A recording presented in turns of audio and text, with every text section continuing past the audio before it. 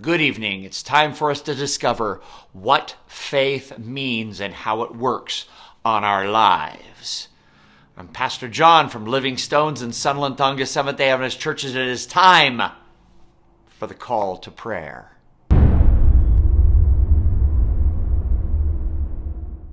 Yes, it is time for the call to prayer, and it's wonderful to have you here. And as you know, we've been going through the story of Philip and the Ethiopian, the unknown Philip. But let me just real quickly, before we get into the thought for today, I'd like you to think about Philip for a moment. Philip is one of those disciples that no one really realizes about. He was a younger disciple when Jesus called all the disciples. He's a family member of Peter, and he's in the book of John, the Gospel of John. And Philip is one of those that says, "Come and see," to Nathanael, who of course Nathanael says, who is this guy that's supposed to be something? And Philip goes, "Come and see if he is the one." And Philip did bring Nathanael, and Nathanael became a disciple of Jesus. He was one of the younger ones, and one of those that we don't really realize about. But when I went to the Vatican over in Italy, I looked, and there was Philip as he stands as this large, this image of Philip, and he stands with a cross that is a Chi cross. You know why?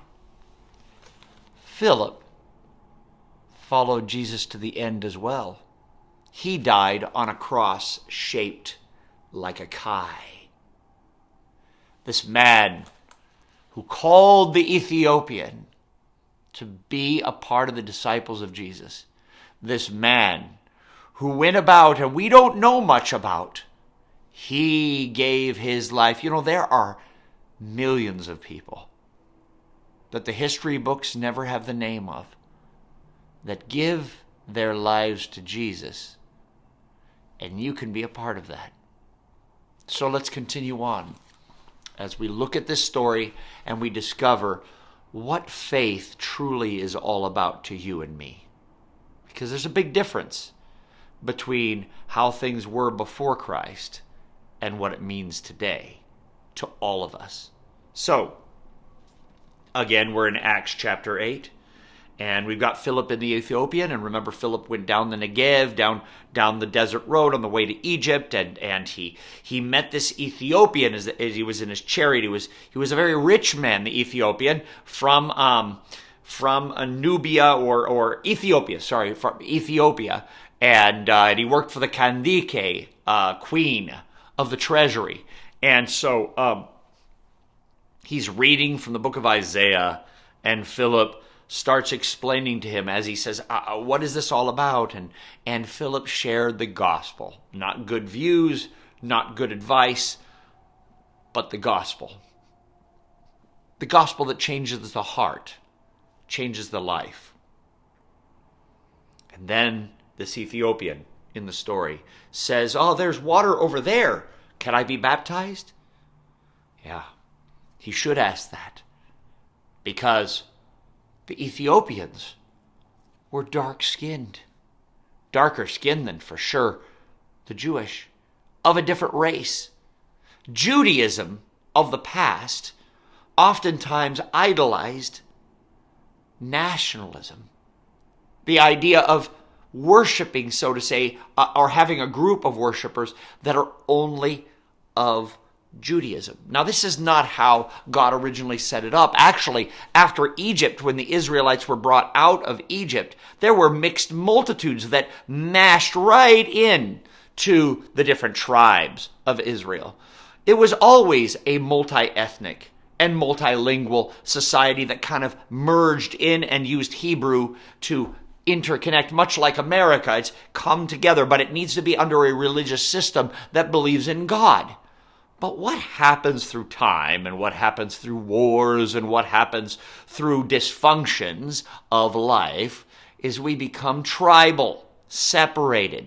We think that somehow people with different skin colors or different language groups or different cultural backgrounds or different areas of the world are somehow excluded from our kingdom. And in that case, it was the kingdom of heaven. So he asked, can I be baptized? And Philip goes, hey, there's nothing to stop you.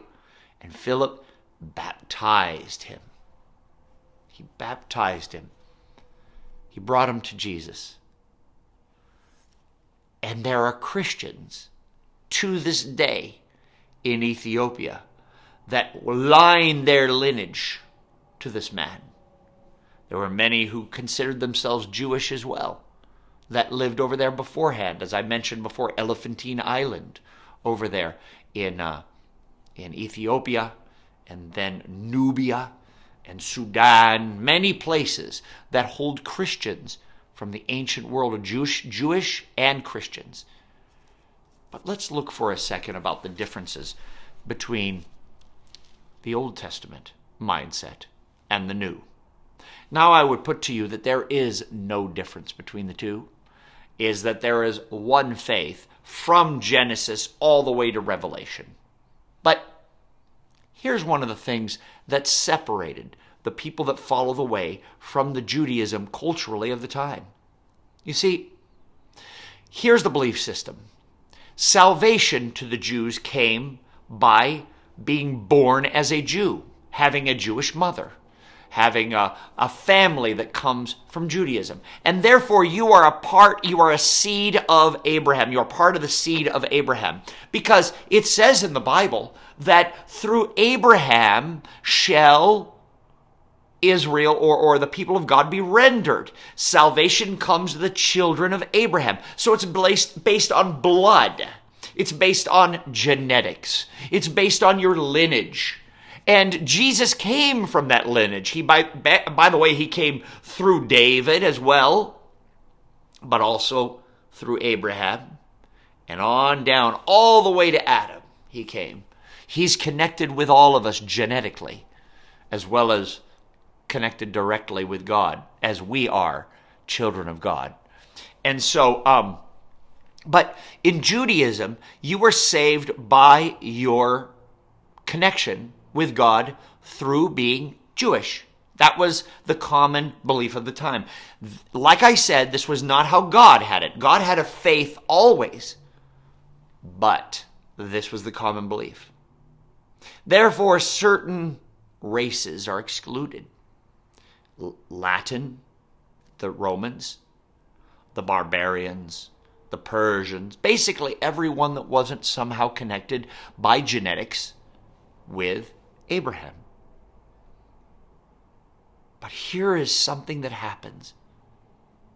Jesus started to break away at that during his life. In fact, he even says that I haven't even found faith, not even in the people of Israel, when he's referring to a Syro-Phoenician woman, a woman who's Greek.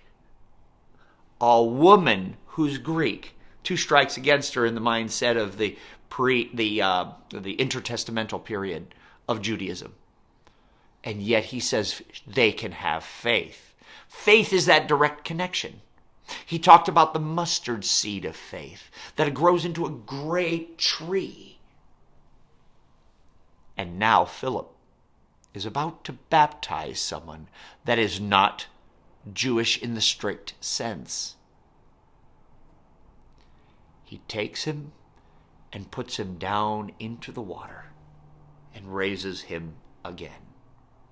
Baptism is the symbol of Jesus' death, his body's put down into the ground, burial under the water. We try not to hold the people down so that they can breathe in a few moments. And then raising them back up again as Christ was raised. So our old self, my Scotch, Irish, Italian, French, Heinz 57 self, I have some Jewish, by the way, but my Heinz 57 self, meaning I'm mixed of all different types, is put down in the water and I die, just like Jesus died, and I'm raised again in a new life. he changes my genetics by faith. By faith. It means you still test me and I'm still John Aitken, right? But the faith that can't be tested in a test tube is in Jesus. Are you with me? Judaism of the time of Jesus generally said that you were not saved unless you were Jewish. You must be circumcised. You must go through this whole thing. But when Jesus went back to heaven, he brought us to the origins of the Abrahamic covenant. By believing in him, in Jesus, it is reconciled. It is locked in as righteousness, as Habakkuk would say. By believing, the just shall live by faith, and that rendered Abraham righteous by faith. Believing the gospel is what makes this Ethiopian. Let me get him for you for a second. This Ethiopian here is one of my action figures from the museum. This Ethiopian, by faith, becomes of the bloodline of Jesus. It doesn't matter anymore whether the X and the Y chromosomes include Jewish blood or not. Because now faith is what makes us equal. Jesus and faith in him makes us children of God.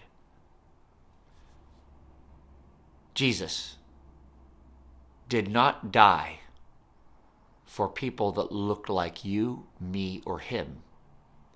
He died for everyone. And by believing that Jesus is our Savior and God, and that he will bring us to heaven, we become a lineage. Our body literally becomes, by faith, a part of the family of Jesus. And no doctor can see it in a test tube, but everyone can feel it when they meet you, if you are a part of the kingdom of heaven. For you can't test a spirit. You can only test flesh. My prayer is that the baptism that you have, whether it happened in the past or whether it'll happen soon, is a baptism that changes your life, changes your genetics. But now, Jesus allows you to look and act and be the way you are because he wants now you to call everyone who is open to you to call others to him. You become an ambassador of his kingdom that destroys all kingdoms. In the next few minutes, we're going to have intercession. Don't forget, on YouTube, it'll be right above my head. But also, as you're looking in the interface, down in the description box, you have some things. You can make contact with myself through the church phone number. You can text or call or email. But there's a little like button down there. Smash that like button.